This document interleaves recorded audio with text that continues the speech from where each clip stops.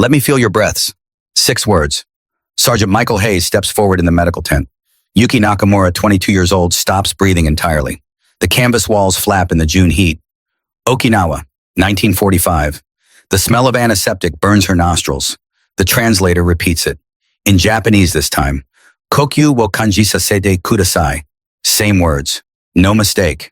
Her knees buckle. Behind her, 18 other women press against the canvas wall. They know what comes next.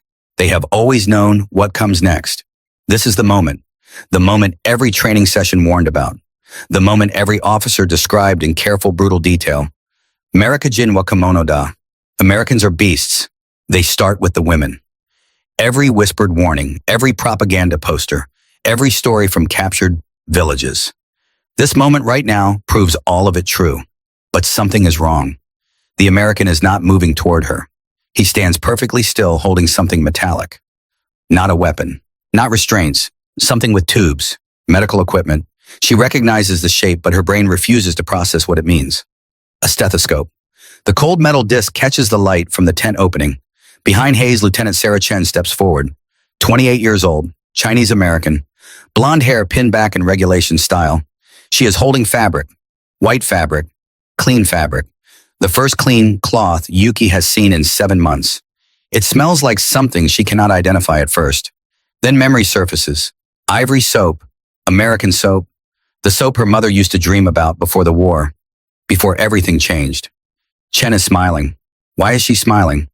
Over 27,000 Japanese women served in the Pacific Theater by 1945. 27,000 nurses, medics, communications officers, administrative personnel. Women who believed they were serving their emperor. Women who were told they would never be taken alive. Women who were given cyanide capsules and told that death was preferable to capture. Only 200 survived to become prisoners of war. 200 out of 27,000. The mathematics of that survival rate tells its own story. Most chose the cyanide. Most chose to die rather than face what they believed would come next. Yuki Nakamura is one of the 200. Aged 19 when they conscripted her from the nursing school in Osaka. Top of her class, perfect marks in anatomy, surgical, assistance, field medicine.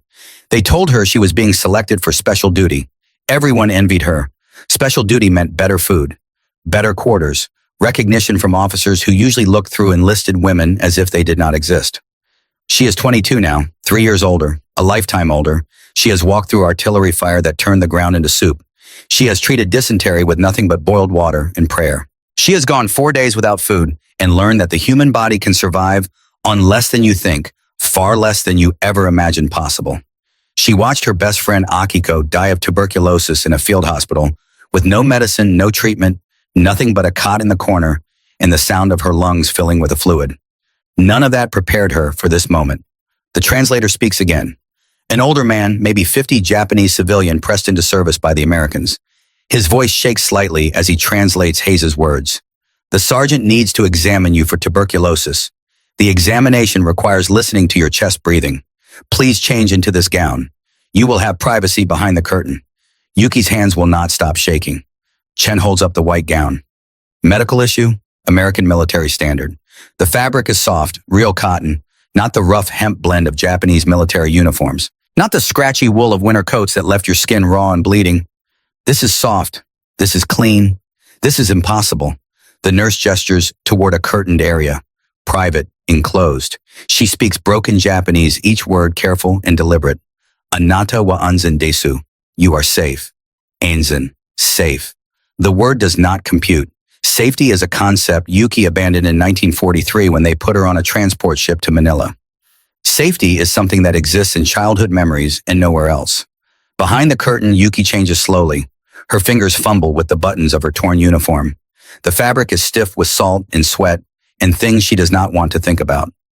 Underneath her skin is mapped with scars, shrapnel wounds that healed badly, burns from cooking fires in the field, the ridge of bone where malnutrition has carved away everything soft. She pulls the white gown over her head. The fabric whispers against her skin. Clean, impossibly clean. It smells like soap and sunlight and some kind of detergent she does not recognize. American abundance, American excess, American mercy or American trap, she cannot tell which. Sergeant Hayes does not look at her when she emerges from behind the curtain. His eyes stay on the paperwork clipped to a metal board. Professional, clinical, bored even. This is not the face of a man preparing to commit violence. This is the face of a man who has done this examination 100 times before and will do it 100 times more. He speaks. The translator echoes. I need to check for tuberculosis. The examination requires chest access. I will use this stethoscope to listen to your breathing. I will not touch your skin directly. The metal may feel cold. Tell me if you experience any pain. Hayes moves toward her. Yuki flinches anyway. Every muscle in her body tightens. Every nerve screams. But his hands do not reach for her. They reach for the stethoscope. He presses the metal disc against the white gown, against fabric. Never skin, left side, right side, back. His face stays neutral, counting heartbeats, listening to the air move through damaged lungs. Nothing else. Nothing more. Breathe in. The translator echoes. Yuki breathes. Her ribs ache from malnutrition. The bones are too close to the surface. She can feel them shift with each breath. Again, she breathes again. The stethoscope moves, cold metal trails across her shoulder blades. Professional, clinical, medical. This is not assault. This is medicine. Chen scribbles notes on a chart. Her handwriting is cramped, efficient, the kind of handwriting that comes from filling out 1,000 forms under pressure. She does not look up, does not meet Yuki's eyes, just writes, records, documents. In Japanese military medical examinations, you stand in lines. Naked, male doctors, no curtains, no privacy. Weakness means punishment. Coughing means isolation. Fever means abandonment. You learn to hide everything. You learn to show nothing. You learn that your body is not your own, but property of the emperor to be used and discarded as needed. This tent has curtains. This tent has privacy. This officer has not raised his voice. This nurse speaks Japanese badly, but she is trying. She is trying. The dissonance is breaking something in Yuki's brain. The careful structure of propaganda. The solid certainty of what Americans are. The absolute knowledge of what happens to captured women. All of it cracking, all of it failing, all of it wrong. Hayes moves to her neck, presses gently below her jaw, checking lymph nodes, tuberculosis indicators. Standard protocol. His fingers are calloused but careful. Rough skin from years of military service, but gentle pressure. Professional touch, medical touch. Swallow. She swallows. He makes a note. Chen approaches with something else. A wooden stick, tongue depressor, open. Yuki opens her mouth. The wood tastes like nothing. Clean, sterile, foreign. Chen examines her throat, writes more notes. The scratching of pencil on paper is the loudest sound in the tent. Hayes examines her hands next, turns them over, checks her nails. Malnutrition indicators, yellow discoloration, brittle edges, signs of vitamin deficiency that will take months to correct. He writes something, then stops. His eyes narrow. He is looking at her arms, the inside of her elbows. Small marks there. Grid patterns. 4 marks on her left arm. 4 marks on her right arm. Perfect squares. 2 centimeters apart. Too precise for combat wounds. Too regular for accidents. Too deliberate for anything natural. Hayes calls Chen over. They whisper in English. Low voices, medical terminology. Yuki catches one word. Injection. She knows that word. The same in Japanese. Chusha. Injection. Chen's face changes. The professional mask slips for just a moment. Something passes across her features. Concern. No, not concern. Alarm. She shows Hayes something on the clipboard. Medical notes. Previous examination records. Something that makes Hayes' jaw tighten. Carrera wa nani wo mitsuketa no. What did they find? The translator has not spoken in 2 minutes. He is reading the clipboard over Hayes' shoulder. His face has gone gray. The color of old paper. The color of bad news. Hayes turns back to Yuki. His voice is different now, softer, more careful, as if he is handling something fragile that might shatter. We need to ask you some questions about the injections. Who gave them to you? When? Where? Why? Injections. Yuki stares at her own arms. The grid pattern marks. 8 small punctures. 4 on each side. She had forgotten about them. They have been there so long they became invisible. Part of the landscape of her damaged skin. March 1945. Field hospital outside Manila. They called it vitamin supplementation. All nurses received it. Standard procedure. Nothing unusual. Captain Iwata administered the shots himself. Very professional. Very careful. He explained that the vitamins would help them resist disease in the field, strengthen their immune systems, improve their ability to serve.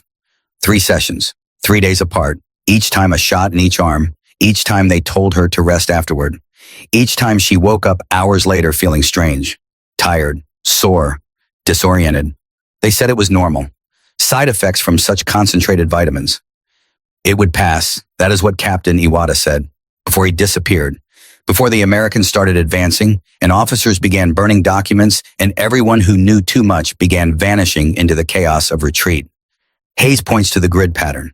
4 marks, perfect squares, 2 centimeters apart. No combat wound makes patterns like that. No accident creates such precise spacing. This is deliberate. This is planned.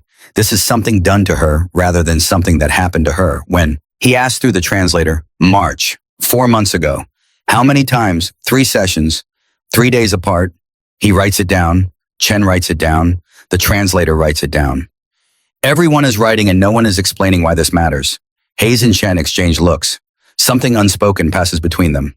A recognition, a horror, a knowledge they wish they did not have. Watashi wa nani wo chusha sareta no. What was I injected with? The question she never asked. The question she was trained not to ask. Officers give orders. Enlisted follow orders. You do not question. You do not doubt. You trust that your superiors know what they are doing and why. Chen gestures toward a machine in the corner of the tent. Large. Metal. Looks like a camera mounted on an articulated arm. X-ray machine. The translator explains. They want to photograph inside your chest. Inside. Inside your body. Inside where things should be private and hidden, and yours alone. Yuki's throat tightens. She does not understand what they are looking for, but their faces tell her it is not good. Their careful voices tell her something is very wrong. Their clinical professionalism is a mask over something darker. By 1945, tuberculosis infection rate in the Japanese military was 34%. 1 in 3 soldiers carried the disease. It killed 140,000 Japanese soldiers that year alone. More than American bullets. More than bombs. More than starvation. The silent killer that moved through crowded ships and cramped barracks in field hospitals where sick and healthy shared the same air. In Japanese field hospitals, TB diagnosis meant isolation, then death. No treatment existed. No medicine was allocated. Resources went to soldiers who could still fight. A nurse with tuberculosis was a liability, a drain on supplies. You coughed until you stopped. That was the protocol. That was the mercy. Yuki helped carry 17 bodies to burial pits, 17 nurses and medics, her friends, her teachers, her unit. She remembers their faces. She remembers the sound of their breathing growing wetter and wetter until it stopped. She remembers thinking that one day it would be her turn and there was nothing she could do about it. The X-ray machine hums, an electric sound, modern, American. Chen positions Yuki against the cold metal plate, arms raised, metal against spine. The temperature shock makes her gasp. Hold still. She holds still. Her body knows how to follow orders even when her mind is screaming. Click. The sound is surprisingly soft, anticlimactic. The chemical smell of developer fills the tent. Sharp, acidic, burning her nostrils the way the antiseptic burned when she first entered. 2 minutes later, Hayes holds the film up to a light box, white light blazing through gray shadows of bone and tissue. Yuki watches his face, professional mask firmly back in place. But his eyes do not lie. He stares at the film for 10 seconds, then 15, then 20. What? She asked through the translator. What is it? What do you see? Hayes does not answer immediately. He points to something on the film, a shadow in her left lung, dark cloud against gray tissue. Chen leans in, examines, nods. They consult in whispers, medical terms, Latin, English, languages Yuki does not speak. Finally, Hayes turns to her. His voice is very quiet. There is a shadow in your left lung. Tuberculosis, early stage, treatable. Cage shadow. The Japanese word for death sentence. For slow suffocation. For burial pits and burned bodies and 17 friends who cough themselves into silence. But Hayes is not looking at her like she is dying. He is looking at her like she is something that can be saved. Like she is worth saving. Treatable, he says. The translator struggles with the word. Chiryu kanu. Treatable. The concept does not translate. There is no Japanese military word for treatable tuberculosis. The ideas do not coexist in the same sentence. Chiryu to wa dona imi desu ka? What does treatable mean? What does it mean that something killing you can be stopped? That death has an off switch? That the future is not already written in shadows on your lungs? Chen opens a metal case. Inside, glass vials, syringes, medicine Yuki has never seen. Streptomycin, Hayes says. New, developed during the war, works on tuberculosis. You are lucky we caught it early. You have maybe 6 months before symptoms would have become severe. We can treat it. We can cure it. Lucky. Yuki starts laughing, then crying. She cannot tell the difference anymore. The sounds coming from her throat are not quite either. Lucky. Saved by enemies, healed by the people who were supposed to be beasts. The world has turned inside out. But Hayes is not finished. He is still staring at the X-ray. At something else. His brow furrows. Professional mask slipping again. He taps the film, below the lung shadow, near her stomach. Small white specks scattered like stars across the darkness. The shadow is not the problem. His voice drops even lower. It is what is underneath it. What is below the tuberculosis? What should not be there at all? Underneath, Yuki follows his finger on the X-ray, below the gray shadows of her lungs, in the dark region of her abdomen. White spots, bright against the darkness. Foreign, wrong. Things that do not belong inside a human body. Metal fragments, Hayes says. Foreign objects, surgically implanted. 14 of them, each one smaller than a rice grain, distributed in a precise pattern across your abdominal cavity. Yuki shakes her head. Watashi wa shujutsu wo uketa koto ga arimasen. I never had surgery. Never. I would remember. I would know. You did. Hayes' voice is gentle now, almost apologetic. You just do not remember it. The sedation they used, the drugs they gave you. They were designed to make you forget, to make you compliant, to make you believe the lies they told about vitamins and health and serving your emperor. The tent goes completely silent. Chen stops writing. The translator stops translating. Even the canvas walls seem to stop flapping. Everything stops except the sound of Yuki's breathing. Fast, shallow, panicked. Watashi no karada, no naka ni naniga. What is inside my body? What did they put inside me without asking? Without permission? Without consent? What violation is permanent and hidden and carried with her everywhere she goes? She touches her abdomen, feels nothing unusual. No scars she can see. No lumps she can identify. No pain she can locate. But the X-ray does not lie. 14 metal fragments, each one placed deliberately. Each one serving some purpose she does not understand. Hayes has seen this pattern before. Twice. Both times in prisoners from a specific unit. Both times in women who were told they were receiving vitamin supplements. Both times in victims who did not remember the surgery that carved them open and placed foreign objects inside. Where were you stationed in February 1945? His voice is very careful now, as if the answer matters more than anything. Harbin, Yuki says, Manchuria, medical training facility. Advanced techniques. They told us we were learning the newest methods. The most modern procedures. We were honored to be selected. Hayes' pen stops moving. Chen's face goes white. The translator takes a step backward. Everyone in the tent knows what Harbin means. Everyone in U.S. military intelligence understands what that name represents. Harbin, Unit 731 headquarters. The place where medical experiments became atrocities. Where human beings were reduced to test subjects. Where the boundaries of science were pushed past morality into something darker, something unforgivable. Unit 731 conducted experiments on 3,000 to 10,000 victims between 1937 and 1945.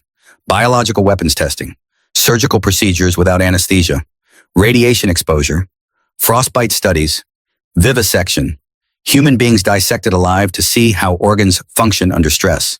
The official subjects were Chinese and Korean prisoners. Civilians captured during the expansion. People who were already considered less than human by the empire. People whose deaths would not be mourned by anyone who mattered. But there were unofficial subjects too. Anyone convenient. Anyone available. Anyone who asked too few questions. Japanese soldiers who knew too much. Japanese medics who saw too much. Japanese nurses selected for special duty who were told they were being honored. The vitamin injections. Hayes says slowly, very carefully, as if each word might shatter something fragile. Did they put you to sleep first?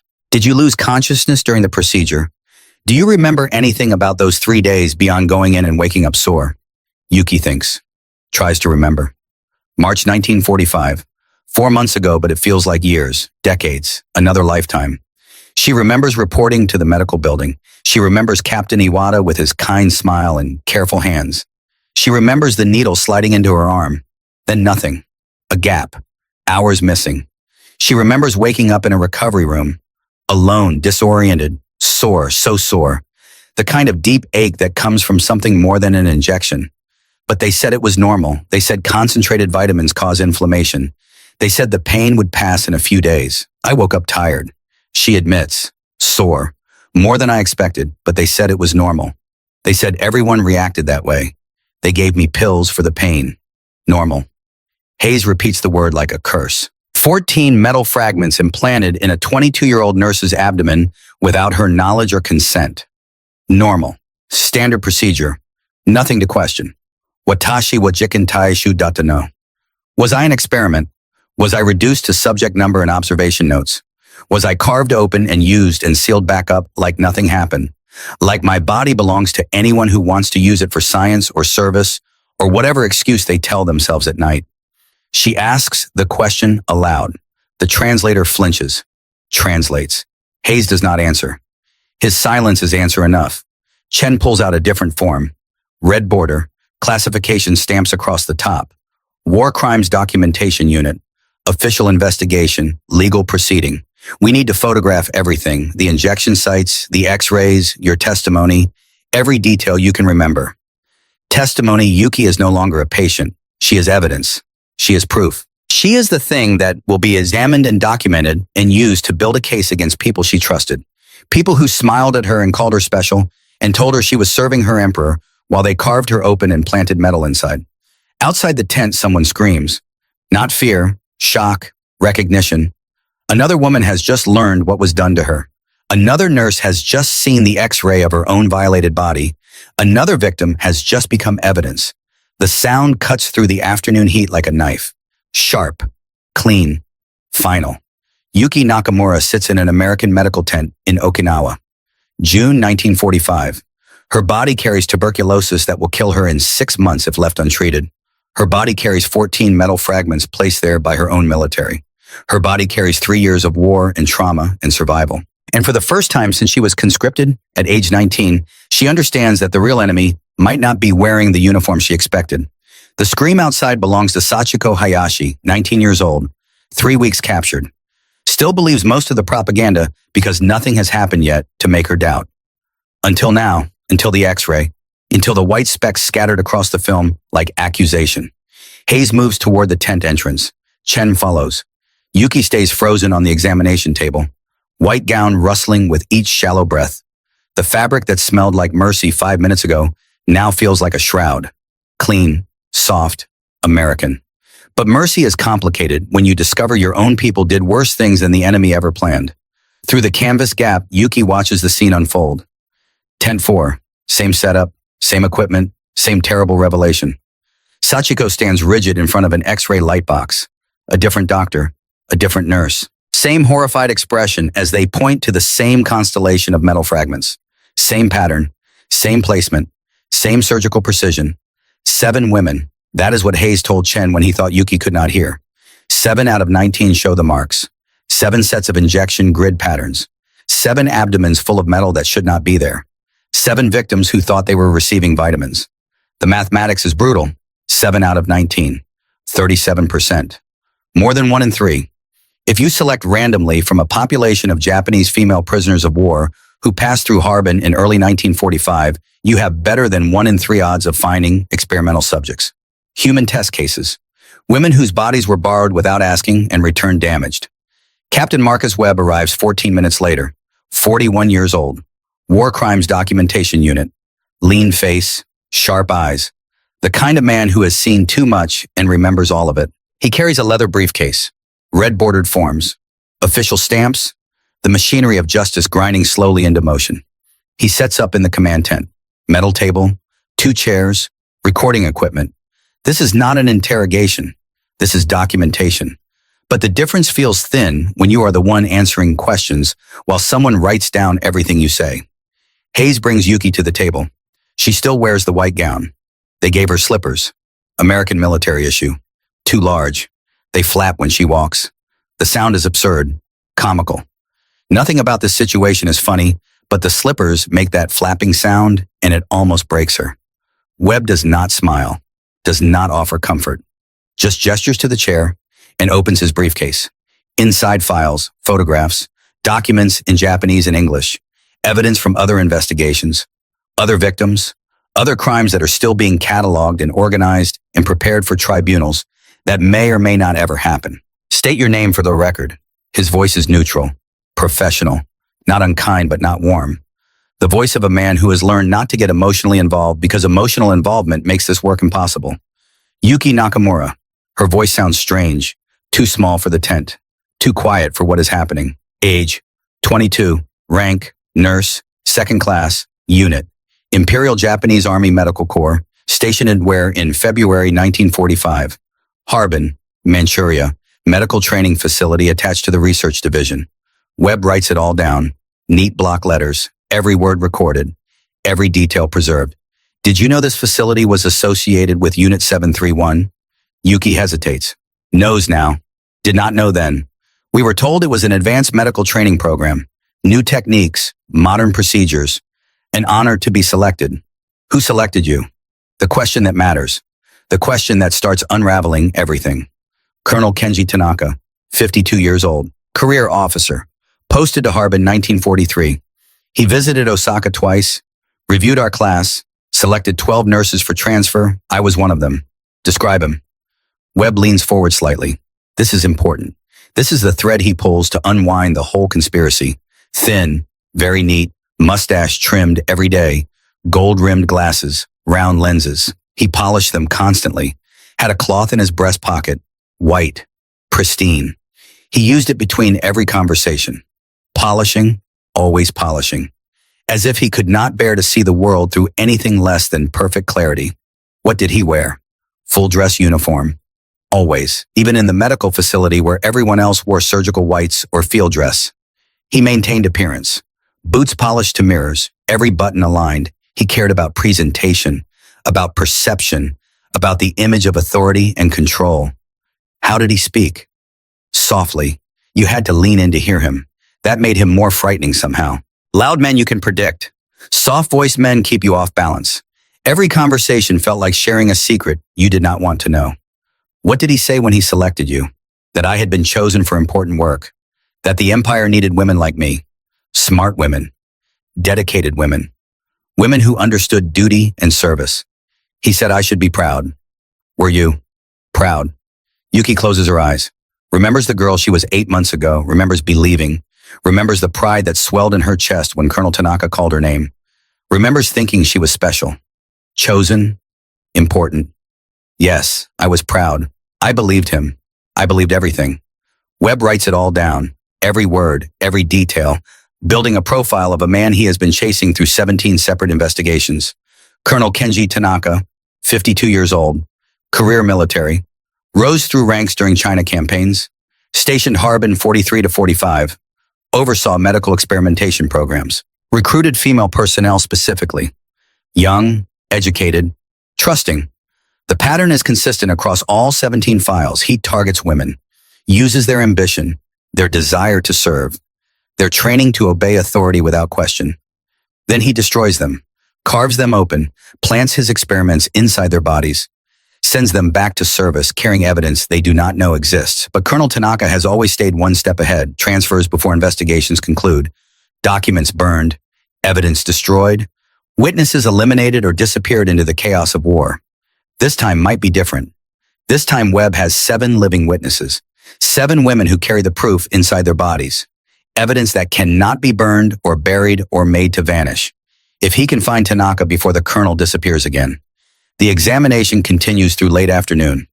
Webb asks about the injections, the facility, the procedures, other nurses who were selected, doctors who supervised, officers who observed. Every name gets written down, every detail recorded. The machinery of justice requires fuel and fuels information. When Webb finishes with Yuki, he calls the next woman. Then the next, 7 testimonies, 7 identical stories, vitamin supplementation, 3 sessions, 3 days apart, waking up sore, recovery rooms, missing hours, gaps in memory that should not exist. By evening, Webb has 60 pages of documentation. Names, dates, procedures, locations, a map of crimes that stretches across multiple facilities in 3 years of operation. The scope is staggering. This is not isolated incidents. This is systematic, organized, sanctioned from somewhere high enough that lower officers follow orders without question. Yuki sits outside the command tent. Other women join her. Sachiko, Fumiko, Keiko, Haruna, Mieko, Noriko. 7 women who share the same violation, same pattern of marks, same constellation of metal. They do not speak much. What is there to say? Language fails in the face of this kind of betrayal. Lieutenant Chen finds them as the sun sets. Orange light turning everything gold. Beautiful. The world is still beautiful even when everything inside feels broken. She carries a tray. Food. Real food. Not the cold rice and pickled vegetables of military rations. American POW camp dinner. Roasted chicken, mashed potatoes, green beans, white bread with butter, apple pie for dessert. The smell alone is overwhelming. Rich, complex, layered with spices and fat in abundance that seems obscene after years of near starvation. The women stare at the food. No one moves. This is another test, another trap, another thing that seems too good to be true because everything that seemed good turned out to be a lie.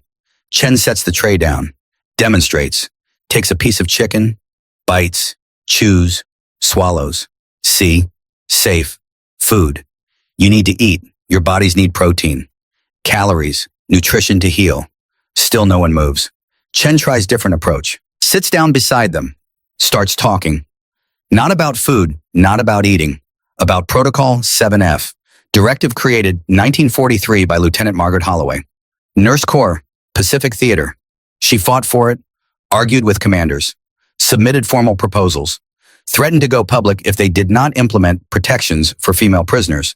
Protocol 7F mandates female-only medical staff for female POW examinations, privacy curtains, informed consent for all procedures, daily health checks, access to feminine hygiene products, psychological support, basic dignity. Most commanders thought it was unnecessary, waste of resources. But Holloway persisted. She understood something they did not. That how you treat prisoners says more about your values than how you treat your own people. That mercy is not weakness. That maintaining humanity in wartime is the only thing that separates civilization from barbarism. Protocol 7F saved hundreds of women, maybe thousands. Japanese, Korean, Chinese, German, Italian. Every woman processed through Pacific Theater POW camps after 1943 received medical care designed to preserve dignity. Not because they deserved it, not because they earned it, but because it was right. Chen finishes her story, points to the food again. This is Protocol 7F. This is what mercy looks like. Not grand gestures, just chicken and potatoes and the understanding that hunger does not distinguish between friend and enemy. Yuki reaches for a piece of chicken. The meat is still warm, the skin is crispy, salt and pepper and some herbs she cannot identify. She bites, flavor explodes across her tongue, rich, savory, fat and protein and taste that is almost painful after months of bland rations.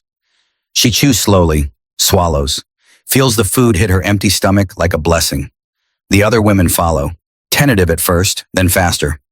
Hunger overrides suspicion. Bodies know what they need even when minds are still processing trauma. They eat until the tray is empty, until every scrap is gone, until they are full for the first time in recent memory. Chen collects the tray, smiles. Tomorrow breakfast is at 0700. Bacon, eggs, toast, real coffee. You will need your strength. Treatment starts in the morning. She leaves. The women sit in the gathering darkness. Bellies full, minds spinning. Everything they were taught about Americans is colliding with reality. Propaganda said beasts. Experience shows caregivers. The cognitive dissonance is literally restructuring their understanding of the world. Tent 3 sits apart from the others. Isolated. Quiet. Inside, Reiko Yoshida has not moved in 6 days. 24 years old. Captured 2 weeks ago. Processed through standard intake. Medical examination. No physical injuries. No disease. But something broken that does not show on x-rays. The guards bring food 3 times daily. She does not touch it.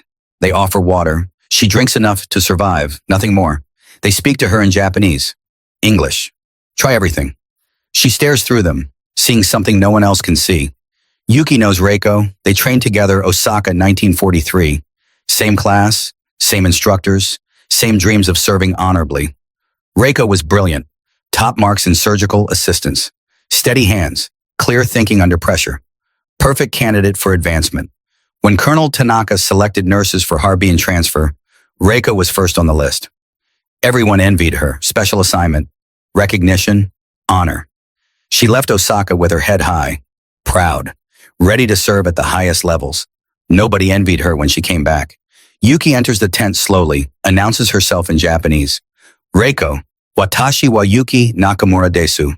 It is me, Yuki, from Osaka, from before. Reiko does not respond, does not blink, just stares at the canvas wall, seeing through it to something beyond. Something terrible. They found the metal inside me. Yuki continues. 14 pieces, implanted during the vitamin injections. Colonel Tanaka's program. I know you were there. I know you saw.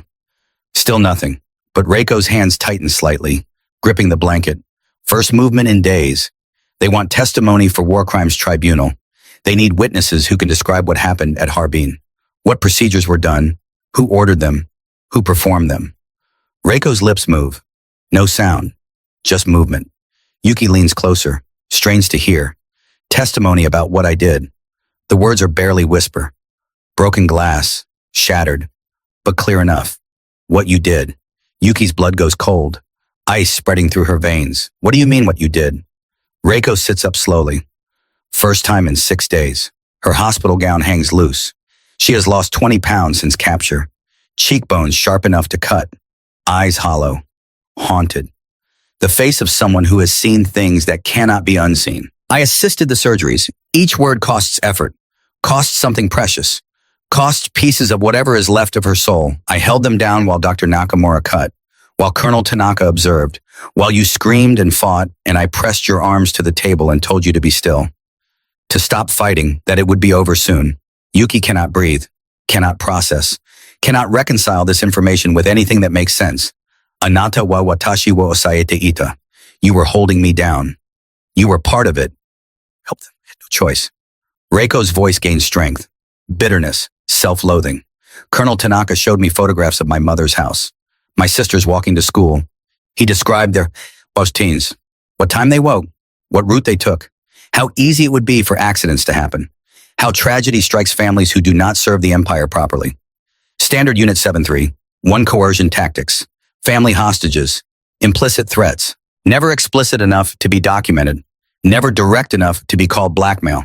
Just understanding, just knowing that cooperation keeps loved ones safe and resistance brings consequences. He brought my cousin to his office. Reiko continues, also a nurse at the facility. He beat her in front of me. Not enough to cause permanent damage, just enough to demonstrate, to show what happens. Then he asked if I understood the consequences of non-cooperation. I understood. How many? Yuki's voice is flat, emotionless, because feeling anything right now would break her completely. How many procedures? Approximately 30. Reiko's eyes are dry, beyond tears, beyond anything that simple. 27 survived the immediate procedure. 3 died. Infection, blood loss, reaction to the sedation drugs. We disposed of the bodies, continued with the next scheduled surgery. Standard protocol when experimental subjects fail to survive. 3 died. 3 women who trusted their military. Who believed they were serving their emperor. Who went to sleep thinking vitamins and woke up never. 3 bodies in unmarked graves or cremated to ash or dumped somewhere no one would find them. Did I scream? Yuki needs to know, needs to understand what her mind blocked out. What trauma hid in the gaps of memory? You all screamed. Reiko's voice breaks finally. You fought. You begged. The sedation was supposed to render you unconscious. Completely. But it did not work properly.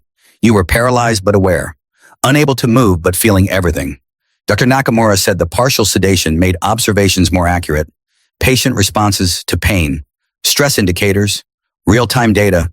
Yuki tastes bile. Swallows hard. Forces it down. I do not remember screaming. Your mind protected you. Reiko reaches out, touches Yuki's hand. The first human contact she has initiated in 6 days. I remember for both of us. I remember every face, every voice, every moment. That is my punishment, my burden. You forget. I cannot. Captain Webb enters the tent. He has been standing outside, listening, recording. Everything is evidence. Everything is testimony. Even private conversations between two broken women. Miss Yoshida. His voice is gentle as a man like him can manage. I need you to testify, not about what you did, about what you saw, who gave orders, who designed the procedures, who selected the subjects. You were coerced, that is clear. But you are also the only witness who can describe the full scope of the operation.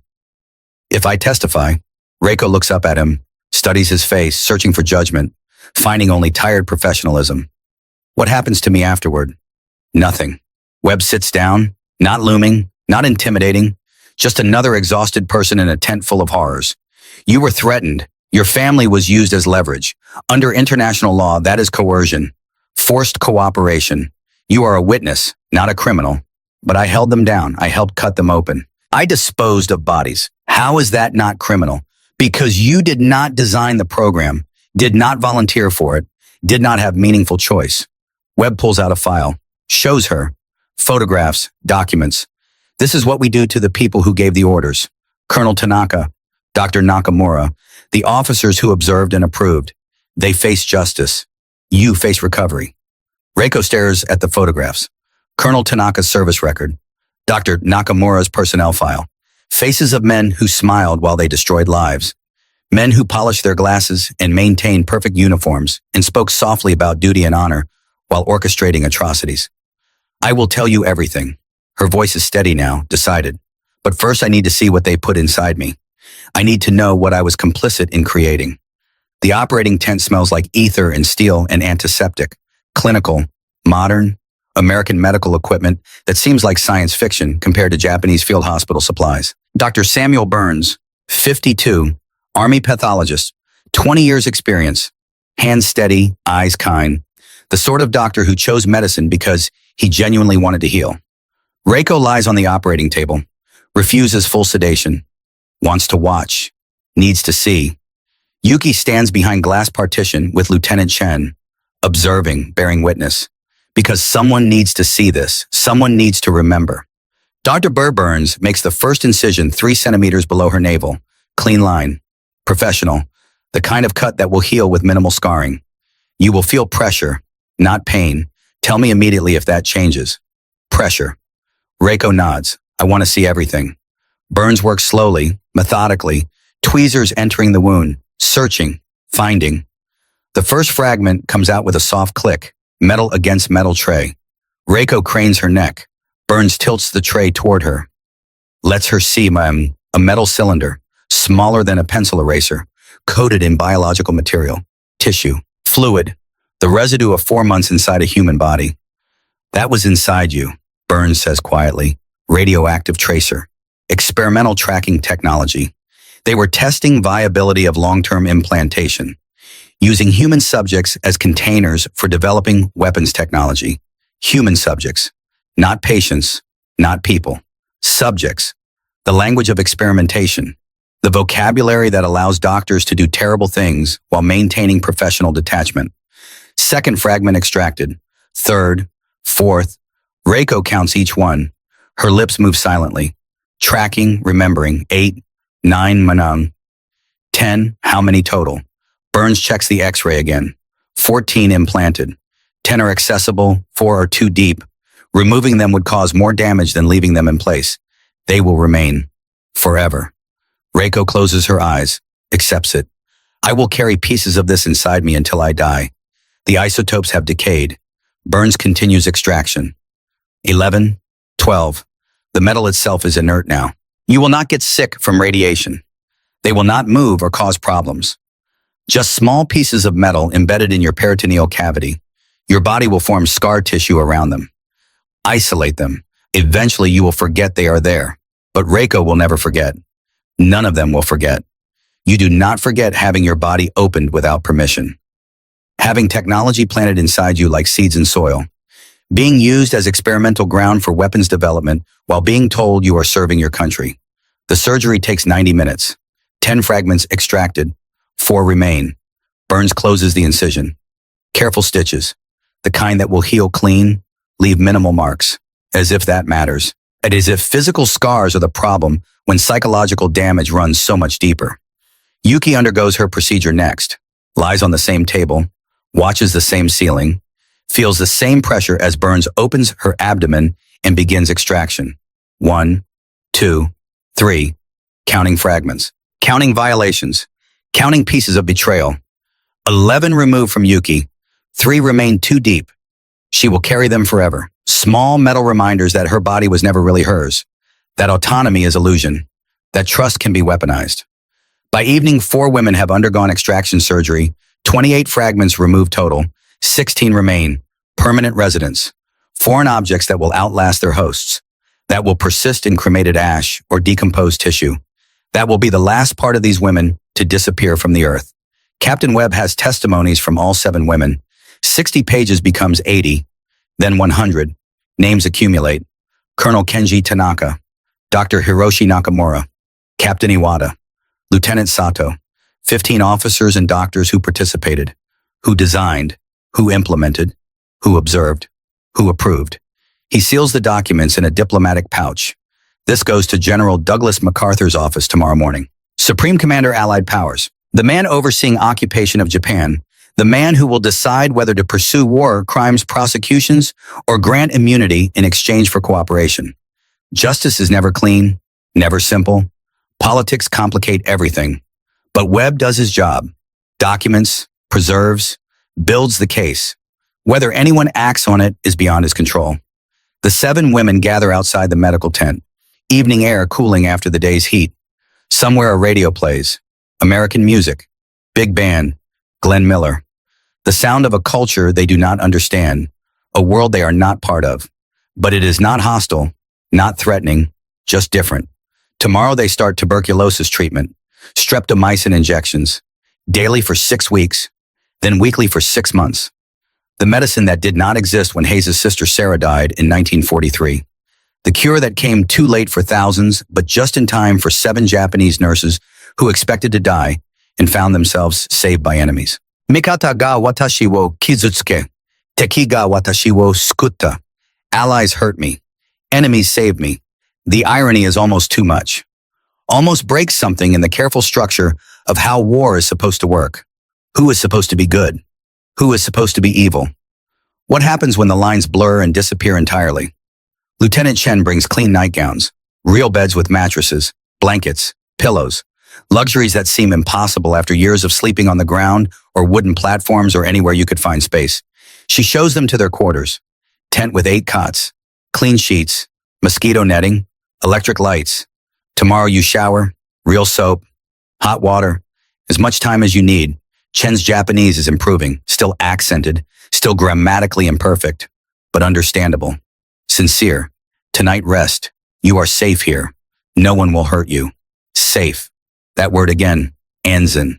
The concept that does not translate. That does not fit into the space where war has been living for 3 years. But maybe it is true. Maybe this tent in this camp with these Americans is actually safe.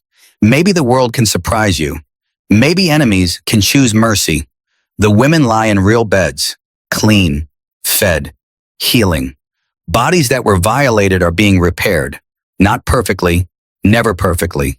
4 metal fragments per woman will remain forever, but 10 or 11 extracted. Tuberculosis being treated, dignity being restored piece by piece. Yuki stares at the canvas ceiling, thinks about Sergeant Hayes and his dead sister, about Lieutenant Chen in Protocol 7F, about Dr. Burns and his careful hands, about people who chose to heal when they could have chosen to harm, who saw prisoners as humans, who understood that mercy is not weakness, but the hardest form of strength. Outside the night sounds of an American military camp, vehicles, voices, the organized chaos of occupation. Inside 7 women breathe, sleep, dream, survive. Another day, another small victory against the forces that tried to destroy them. Tomorrow the hunt for Colonel Tanaka begins. Tomorrow justice starts its slow grinding work. Tomorrow brings new challenges. But tonight, for the first time in years, they sleep without fear. That is not nothing. That is everything. Dawn breaks over Okinawa with the kind of light that makes you believe in new beginnings. Golden, warm. The sort of sunrise that does not care about war or trauma or metal fragments embedded in human tissue. It just rises, illuminates, continues. The 7 women wake to the smell of breakfast. Real breakfast. The kind that drifts through canvas walls and makes your stomach clench with anticipation even when your mind is still processing yesterday's revelations. Bacon. The scent is unmistakable. Salt and smoke and fat crisping in a pan somewhere nearby. Oh, 700 hours. The camp loudspeaker crackles. Breakfast service. All personnel and detainees report to mess tent. Yuki sits up slowly. Her abdomen aches from yesterday's surgery. 11 incisions, 11 extractions, 11 violations being slowly corrected. The stitches pull when she moves. Burns said it would hurt for a few days. Said that pain means healing. That bodies know how to repair themselves when given the chance. The mess tent is larger than the medical tents. Long tables, benches, American soldiers eating alongside Japanese prisoners with only subtle supervision. No guards with weapons, no hostile stares, just people eating breakfast. The normalcy is almost more shocking than the surgery. Lieutenant Chen waves them over, gestures to an empty table. Sit. Food comes soon. She disappears into the kitchen area, returns carrying trays. Metal trays heaped with food. More food than Yuki has seen in months, maybe years. Scrambled eggs, yellow, real eggs from real chickens. Not the powdered substitute the Japanese military used when eggs were available at all. Bacon, strips of it. Crispy, glistening. The fat catching light like amber. White toast, thick slices. Real butter melting into the bread, not the ersatz margarine that tasted like petroleum. Coffee, black, strong. The smell alone is enough to make you weep. Eat. Chen sits down with his own tray. Demonstrates again. Fork, knife, American utensils that feel foreign in hands trained to use chopsticks. You need protein, calories. The streptomycin treatment is hard on your body. Food helps. Yuki picks up a strip of bacon. Still warm. The fat has started to cool slightly, congealing. She bites. The salt hits first, then smoke. Then the rich, dense flavor of pork fat and meat and something she cannot identify. Some American seasoning, pepper maybe, or a technique in the curing.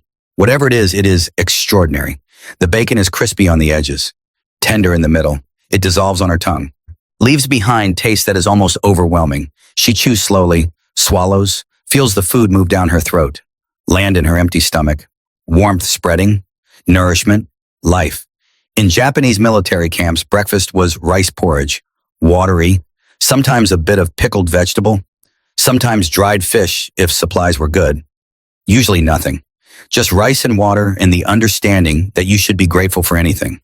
That hunger is part of service. That suffering builds character. This breakfast is abundance, excess. American plenty that seems almost obscene. But Chen eats the same food. The soldiers eat the same food. This is not special treatment. This is standard. This is how Americans feed people, even prisoners, even enemies, even women who 3 weeks ago were shooting at American forces. The cognitive dissonance is literally painful. Everything Yuki was taught about American brutality, American savagery, American hatred of the Japanese, all of it collapsing under the weight of bacon and eggs and butter and coffee. You cannot maintain propaganda in the face of scrambled eggs made with real butter. You cannot sustain hatred when someone feeds you breakfast without demands or conditions or expectations of anything in return. The other women eat in silence. Same realization spreading across 6 faces. Same understanding that the world is not what they thought, that enemies can be kind, that mercy exists in unexpected places, that maybe, just maybe, they were lied to about everything. After breakfast, medical treatment begins. 7:30 hours. The women line up outside the medical tent, same tent where everything changed yesterday, where X-rays revealed metal and tuberculosis and violation. Today it becomes something else. Place of healing, place of hope. Sergeant Hayes administers the first streptomycin injection himself. Yuki's left arm, same spot every day. Building routine, building trust. The needle stings. The medicine burns going in, thick, viscous, not like water, like something with substance, with weight, with power. This will hurt for a few minutes. Hayes' voice is professional, clinical, but not unkind. The burning means the medication is working, reaching your bloodstream, traveling to your lungs, and attacking the bacteria that would kill you if we did nothing. The burning is intense, like fire spreading under her skin, racing up her arm, branching through her chest, finding the shadow in her left lung, finding the tuberculosis that has been slowly suffocating her for months, finding it and killing it, cell by cell, bacteria by bacteria, death fighting death. How long? Yuki asked through the translator. How long until I am cured? 6 weeks of daily injections. Hayes checks her chart. Then 6 months of weekly doses. After that, chest x-rays every 3 months for 2 years. If the shadow is gone and stays gone, you are cured. Eboan. You survive. You get to live a full life instead of drowning in your own lungs before you turn 25. The math is brutal. Without treatment, Yuki has maybe 6 months. With treatment, she has decades. 50 years. 60. A lifetime that extends beyond this war into futures she cannot imagine.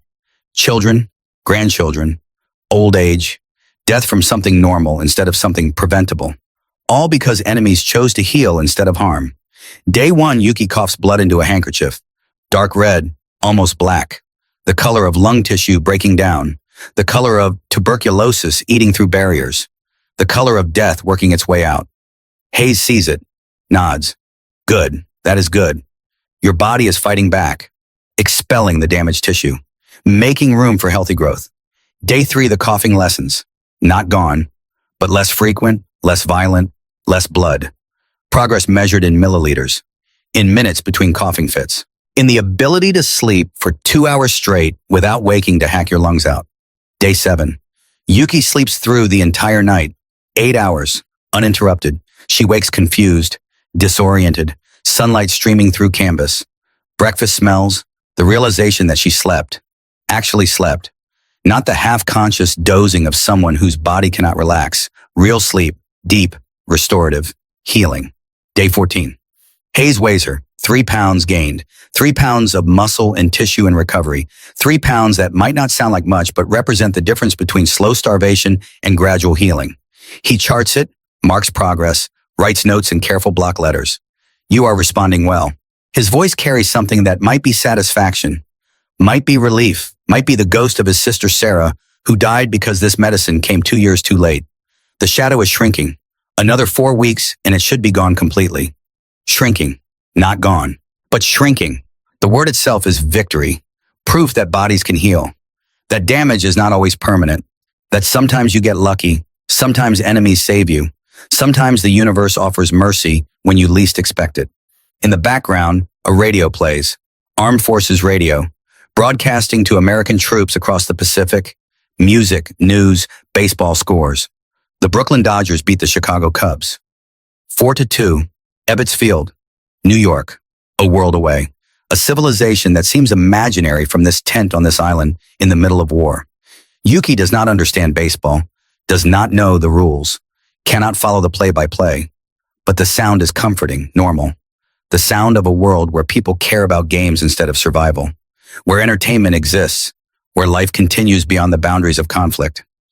Hayes listens while he works, charts temperatures, records blood pressure, checks lymph nodes. His hands move with practiced efficiency, but his ears track the game. Bottom of the 9th, tie score, bases loaded, the kind of moment that defines seasons. Do you like baseball? Yuki asks, surprising herself. This is the first voluntary conversation she has initiated with an American, the first time she has asked about something beyond medical necessity. Hayes pauses, considers. My father took me to games when I was young, before the war, before everything. We would sit in the stands and eat hot dogs and keep score on little cards they gave out free. He taught me how to calculate batting averages, how to read the strategy, how to appreciate the beauty of a well-executed double play. His voice carries nostalgia, loss, the particular grief of childhood memories that can never be recreated, of fathers and sons and moments that seemed ordinary at the time but become precious in retrospect. I do not understand the rules. Yuki admits, it seems complicated. It is. Hayes smiles slightly. First time she has seen him smile. It transforms his face, makes him look younger, less tired, more human. But that is part of the appeal. Complex enough to require attention. Simple enough to be beautiful. Like a lot of things worth doing. He returns to his examination. The smile fades. The professional mask returns. But something has shifted. Some small barrier has lowered. Some recognition that they are both humans trapped in circumstances neither chose. Both trying to survive. Both carrying losses that do not translate across languages. Week 6. The shadow on Yuki's lung has shrunk by 70%. Hayes shows her the X-ray, points to the difference. Where dense cloud filled her left lung 6 weeks ago, now only faint wisps remain, like fog burning off in morning sun. Still there, but retreating, dying, losing ground to medicine and time, and her body's stubborn refusal to quit. You will make a full recovery. Hayes' voice is definitive, certain. Another 6 weeks and the tuberculosis will be completely gone. You will live. You will breathe without pain. You will grow old and die of something else decades from now. Yuki stares at the X-ray, at the proof of healing, at evidence that enemies saw her as worth saving. She tries to speak. Cannot. Throat closing, eyes burning. Not pain, something else. Something she does not have words for in Japanese or English or any language. Thank you. Finally, in English, clumsy pronunciation, accent thick, but sincere. Thank you for my life. Hayes nods once. Just once. His eyes are bright, suspiciously bright. He turns away, busies himself with paperwork, hiding whatever emotion threatens to surface. He does this job every day, saves people every day. But maybe it never gets routine. Maybe each life saved carries the weight of the one he could not save. The sister who died before this medicine existed, before mercy had the tools to be effective. That evening, Yuki writes a letter. Her English is poor, broken, grammatically incorrect. But Lieutenant Chen helps, translates intent even when vocabulary fails. The sentiment is Yuki's, the desperation to express gratitude for something she can never repay. Dear Sergeant Hayes, I am told by Lieutenant Chen about your sister Sarah. I am sorry for your loss. I am sorry she died before this medicine existed. I am sorry you could not save her, but I want you to know that the medicine you give to me is working. The shadow is shrinking. You said I will make full recovery. Because you could not save your sister, you saved me instead. I do not know if that brings you comfort or pain, perhaps both, but I am grateful, not just for medicine, for seeing me as person who deserves to be saved. In my country, I was taught Americans are enemies. That capture meant death, detailed logs of medical procedures, dates, subjects, outcomes, results, all in meticulous, bureaucratic Japanese, the language of atrocity sanitized through administrative process. Subject 14, not Yuki Nakamura. Just number, just data point, just resource consumed in pursuit of knowledge. The second file contains personnel records, assignment histories, transfer orders, names of every officer and doctor and nurse who served at Harbin between 1943 and 1945, ranks, specialties, current postings, a roadmap to justice if anyone has the will to follow it. The third file is a single sheet of paper, handwritten, recently updated, current whereabouts of key Unit 731 personnel, Colonel Kenji Tanaka, location Fukuoka, working as administrator at civilian hospital under assumed name Yamamoto. The alias is almost insulting in its simplicity, as if changing one syllable is a sufficient disguise for war crimes. You know where he is. Webb looks up slowly, right now, today, where Tanaka is living and working and pretending to be civilian administrator with no blood on his hands. I know where he was 2 weeks ago. Hiroshi closes the briefcase. Whether he is still there, I cannot say, but it is a starting point. It is more than you had before I walked through that checkpoint. It is enough. Webb sends urgent cable to General MacArthur's headquarters. Priority 1. Unit 731 war criminal located. Request immediate apprehension. Within 48 hours, military police descend on the hospital in Fukuoka. They find Tanaka exactly where Hiroshi said. Working morning rounds, white coat, stethoscope, playing doctor, playing savior, playing human. The MPs arrest him during patient consultations. He does not resist, does not protest, does not run.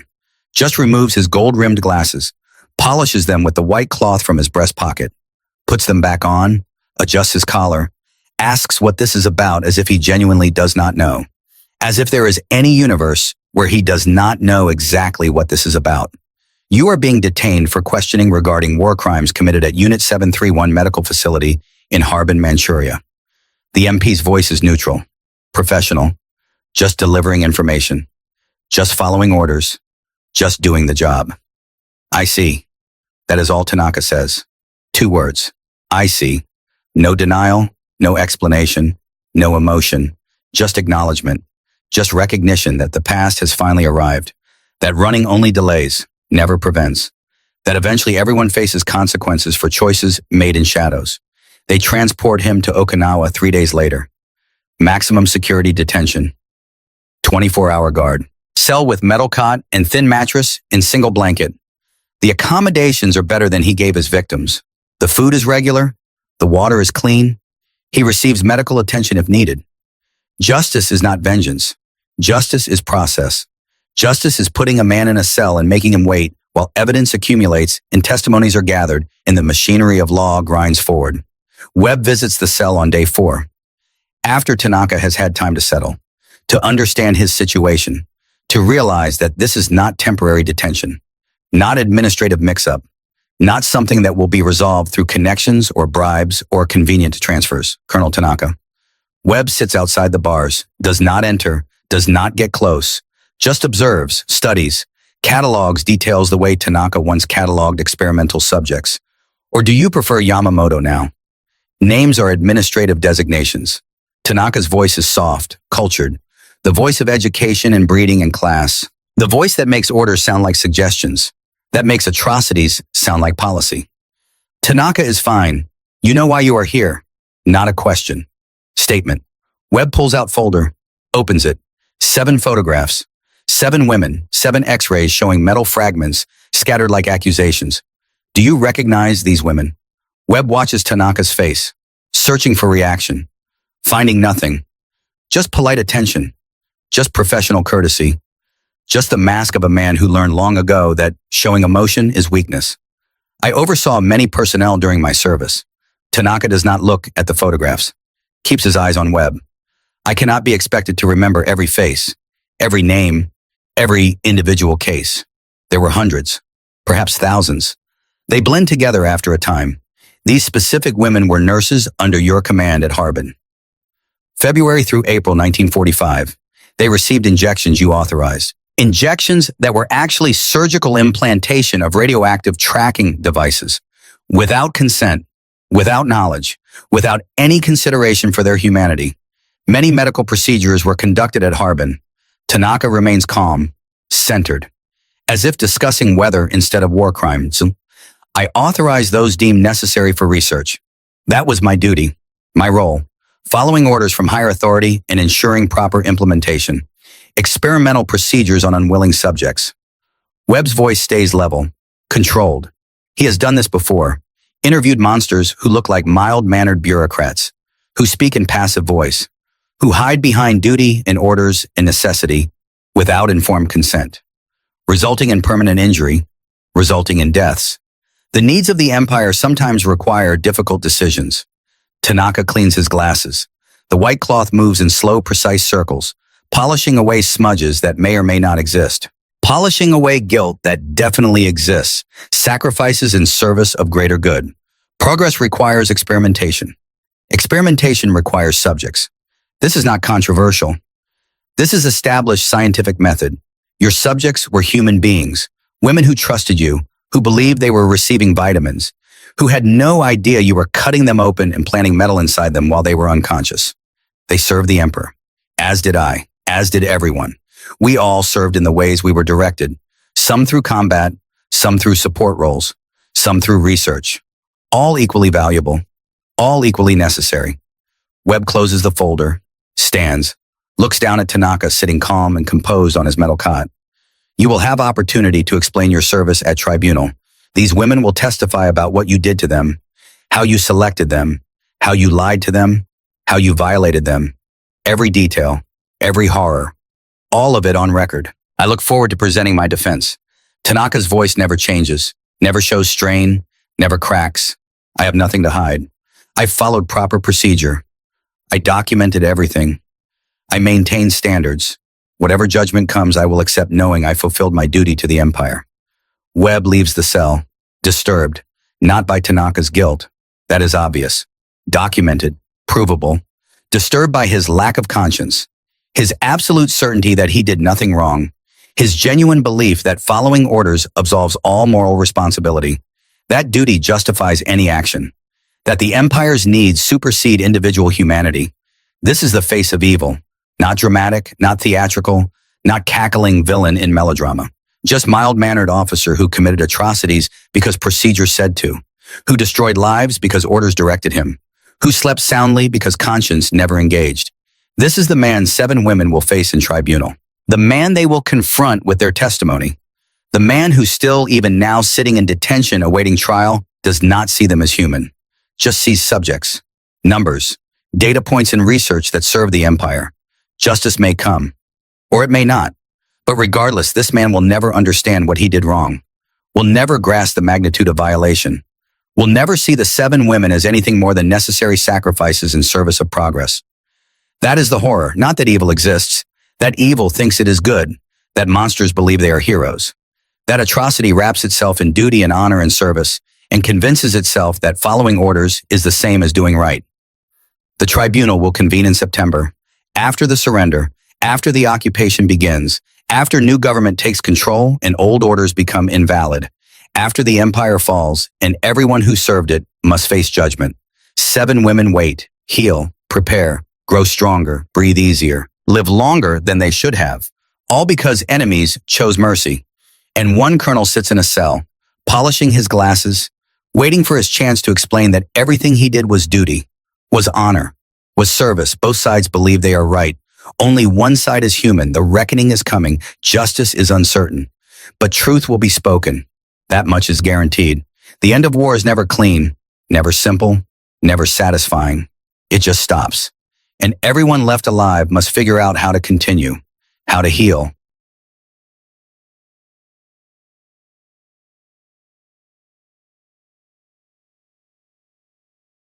That is something Sarah would be proud of, I think. With sincere gratitude, Yuki Nakamura. She gives the letter to Chen to deliver, does not expect response. The letter is not for conversation. It is for acknowledgement, for saying aloud the thing that needs to be said even if no one answers, for putting gratitude into words even when words are inadequate. 2 days later, Hayes finds her after the morning injection. He does not speak, does not need to, just stands there, looking at her. His eyes are red, rimmed, not from crying. Men like Hayes do not cry, but from something close, from emotion held carefully in check, from recognition that sometimes saving one person does not erase losing another, but it helps. It helps. He nods once. She nods back. That is enough. That is everything. August 6th, news arrives like thunder. A new type of bomb, dropped on Hiroshima. The entire city destroyed. Casualties in the tens of thousands, maybe hundreds of thousands. Numbers too large to comprehend, too abstract to feel real. The mess tent goes quiet when the announcement comes over the radio. American soldiers stare at each other, shocked, awed, horrified. This is victory, but victory that tastes like ash, like apocalypse, like the future arriving too fast with too much power. The Japanese women react differently. Sachiko starts crying, quiet tears, no sound, just water streaming down her face.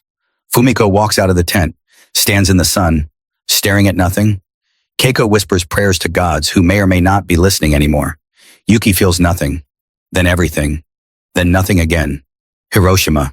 She has never been there, knows no one there, but it is still her country, her people, her emperor's subjects dying in flash fire and radiation and collapse, dying in ways that should not be possible, that rewrite the rules of warfare, that make everything before seem quaint.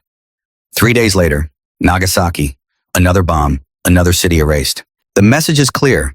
Japan can surrender or Japan can disappear. Those are the options.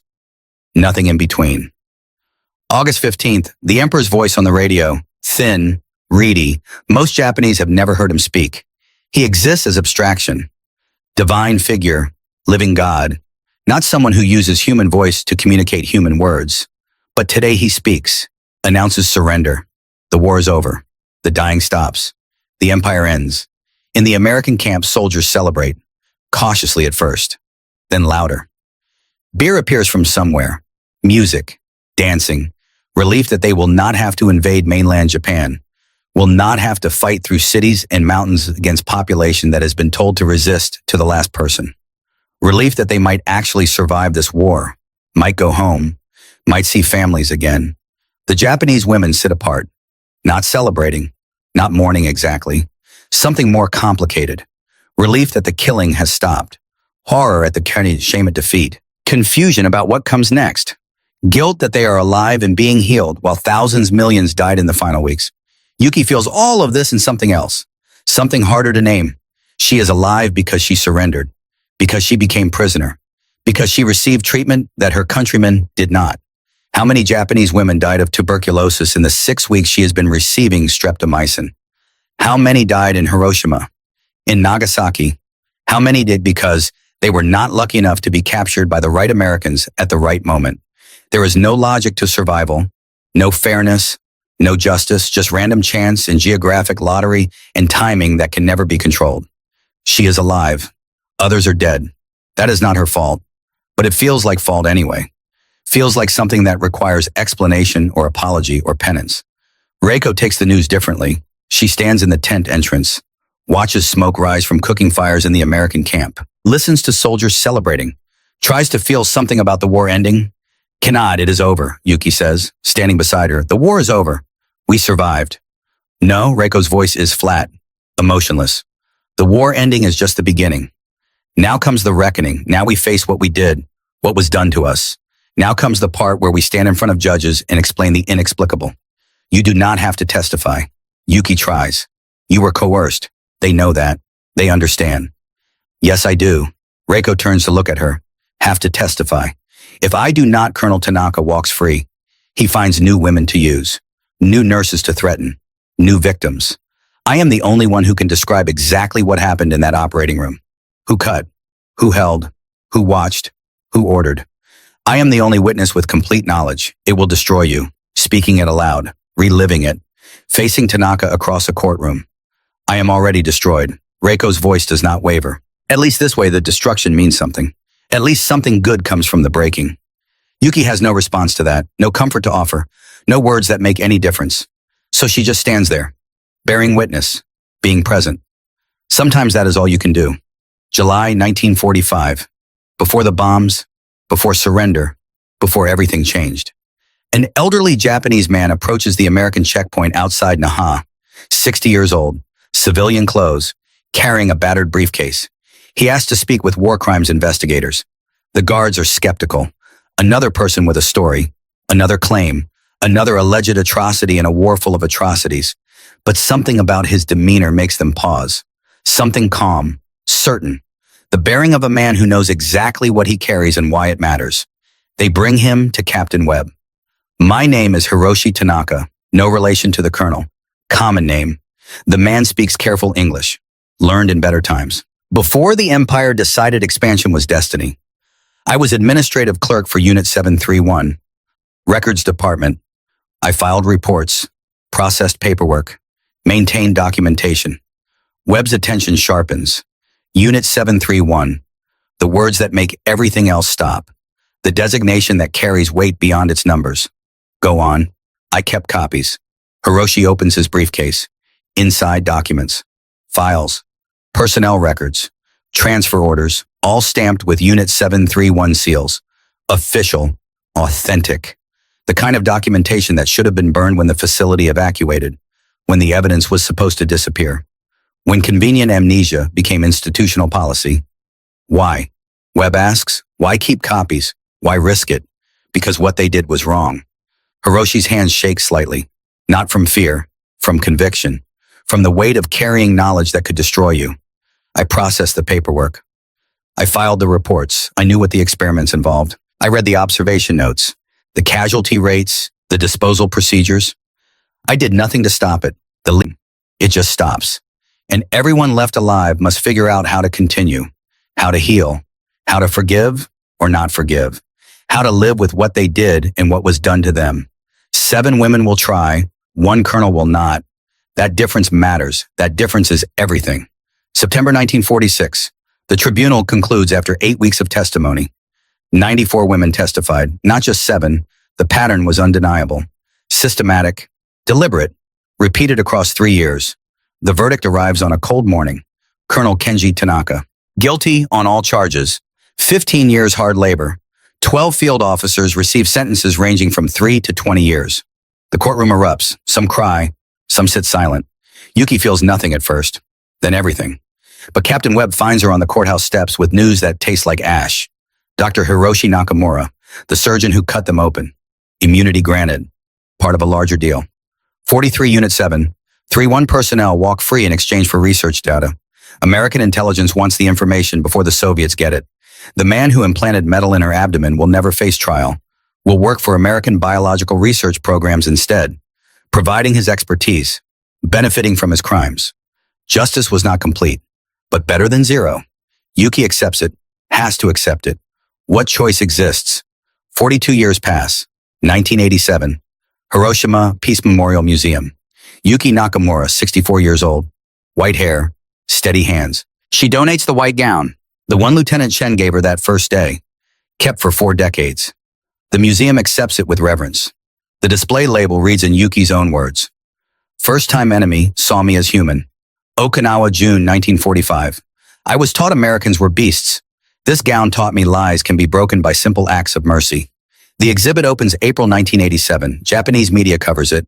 An American veteran reads the story in Pacific Stars and Stripes. David Hayes, 68 years old, son of Sergeant Michael Hayes. He writes to the museum, includes his father's field journal. One entry mentions Yuki, June 14, 1945. Examined Japanese nurse age 22. Reminds me of Sarah. Must make sure this one survives. He sends a photograph. Michael Hayes, 34, Okinawa, stethoscope around his neck. Tired eyes, the man who saved her life. December 2003, Japanese-American Friendship Foundation ceremony. Tokyo. Yuki is 80, David Hayes 84. He brings the photograph, the journal, his father's stethoscope. Backstage they meet. She cannot speak at first, just traces his father's face through the glass. David holds out the stethoscope. My father would want you to have this. Yuki sees a young woman nearby in medical scrubs. Event staff. She places the stethoscope around the woman's neck. This belonged to an American doctor who saved a Japanese nurse's life. Now it belongs to you. The young woman tears up. My name is Sarah Chen, named after my great aunt. She died of tuberculosis in 1943. The circle closes. Sarah dies. Michael saves Yuki. Descendant named Sarah receives the stethoscope. Full circle across 60 years. Yuki gives her keynote address. In June 1945, I heard 6 words I believed would end my life. Let me feel your breaths. What came after was examination, not assault. Diagnosis, not violation. Treatment, not torture. My enemy saved my life from my allies' experiments. This is how America won the war. Not just with bullets, but with mercy. 2008. Yuki Nakamura dies peacefully. Age 85. The tuberculosis that would have killed her in 1945 was cured 63 years earlier. 3 metal fragments remain in her body. Inert. Permanent. Evidence that carries to her grave. David Hayes attends the funeral. 88. Wheelchair. He places his father's photograph in her casket. Now they are together. The man who saved. The woman who survived. The white gown still hangs in Hiroshima. Beside it now, Hayes' photograph. The field journal, x-rays, tribunal documents. The display reads, "This is how America won the war. Not just with bullets, but with mercy."